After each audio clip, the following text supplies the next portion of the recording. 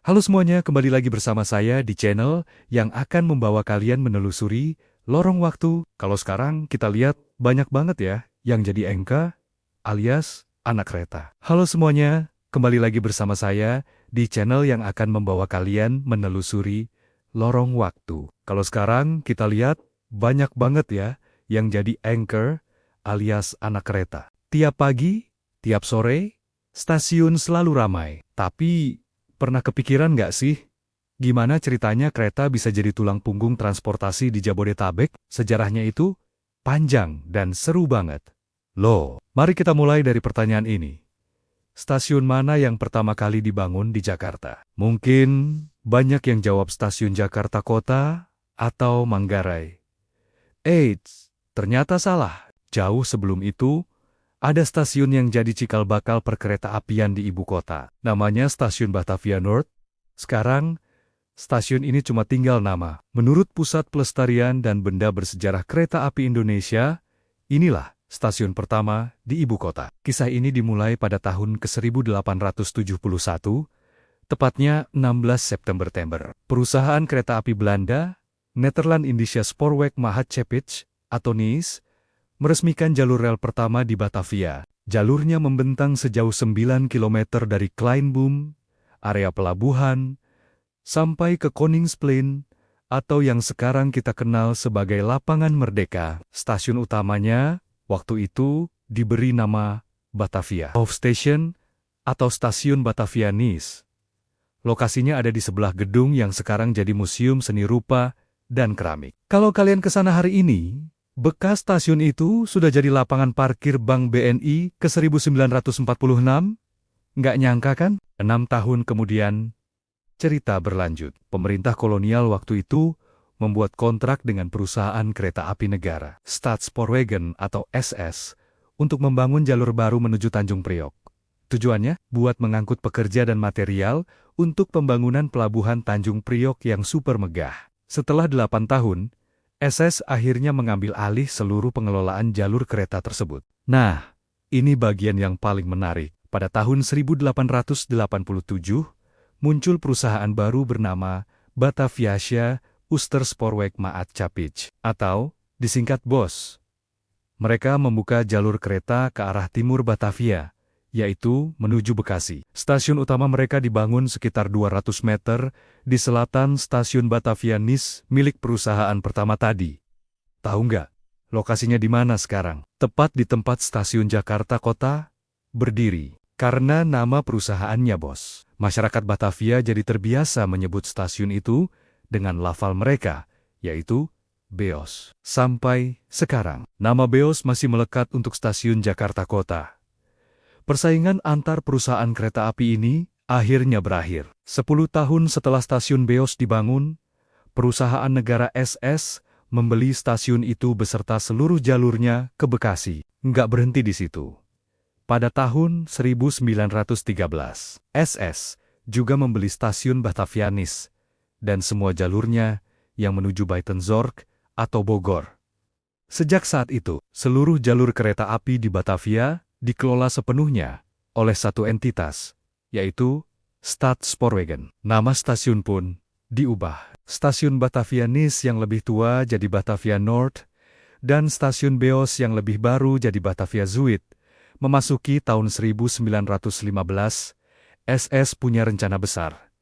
Membangun satu stasiun utama yang megah untuk Batavia. Biar nggak ada lagi dua stasiun besar yang terpisah. Tapi, rencana ini sempat terhambat karena ada wacana pembangunan jalur rel, layang, yang nggak kunjung terrealisasi. Akhirnya, pada tahun 1920, proses perancangan stasiun utama dimulai. Desainnya digarap oleh arsitek-arsitek ternama dari Biro Aya. Sebagai persiapan, pada tahun 1923, stasiun Batavia Zuid atau BEOS yang lama, dirobohkan untuk dibangun ulang menjadi stasiun utama yang baru. Pembangunannya langsung dimulai. Uniknya, selama proses pembangunan, stasiun Batavia North yang lebih tua untuk sementara waktu difungsikan sebagai stasiun utama pengganti. Kapasitasnya ditingkatkan, jumlah jalurnya ditambah. Bahkan pada tahun 1925, Stasiun ini sudah dilengkapi dengan listrik aliran atas sebagai bagian dari proyek elektrifikasi jalur kereta di sekitar Batavia. Pembangunan stasiun utama yang baru ini bukannya tanpa drama. Sempat ada skandal finansial besar yang merugikan negara hingga puluhan juta gulden. Tapi, setelah proses yang memakan waktu 6 tahun, akhirnya pada 8 Oktober tahun 1929, stasiun utama baru di Batavia resmi dibuka. Nama resminya adalah Stasiun Batavia Benedetstadt. Tapi yaitu tadi, warga tetap saja lebih suka memanggilnya Stasiun Beos. Tidak lama setelah peresmian stasiun baru ini, Stasiun Batavia North yang bersejarah itu akhirnya ditutup dan dibongkar. Tidak ada lagi yang tersisa dari stasiun pertama di Jakarta, kecuali kenangan dan namanya dalam catatan sejarah. Jadi, Stasiun Jakarta Kota yang kita kenal sekarang, atau BEOS, adalah hasil pembangunan ulang di lokasi stasiun lama yang dibangun tahun ke-1887. Bangunan megah bergaya Art Deco ini dirancang oleh arsitek Franz Johann Lorenz Gitzels dan menjadi gerbang utama Batavia pada masanya. Makanya sampai sekarang ditetapkan sebagai cagar budaya. Sekarang kita geser ke stasiun-stasiun ikonik lainnya. Ada Stasiun Manggarai yang diresmikan pada 1 Mei tahun 1918. Stasiun ini sangat penting karena jadi titik penghubung ke Bekasi dan Bogor. Lebih dari itu, Manggarai punya nilai sejarah yang luar biasa. Stasiun ini jadi saksi bisu perjalanan kereta luar biasa yang membawa Presiden Soekarno dan para petinggi negara secara diam-diam ke Yogyakarta. Saat ibu kota dipindahkan pada masa agresi militer Belanda, lalu ada Stasiun Jatinegara, yang dulunya bernama Mr. Cornelis, diresmikan tahun 1910. Stasiun ini menjadi bagian dari rute KRL pertama di Hindia Belanda pada tahun 1925, menghubungkan Batavia dengan Jatinegara. Sejarah elektrifikasi KRL. Kita dimulai dari sini. Jangan lupakan Stasiun Tanah Abang yang diresmikan pada 1 Oktober tahun 1899.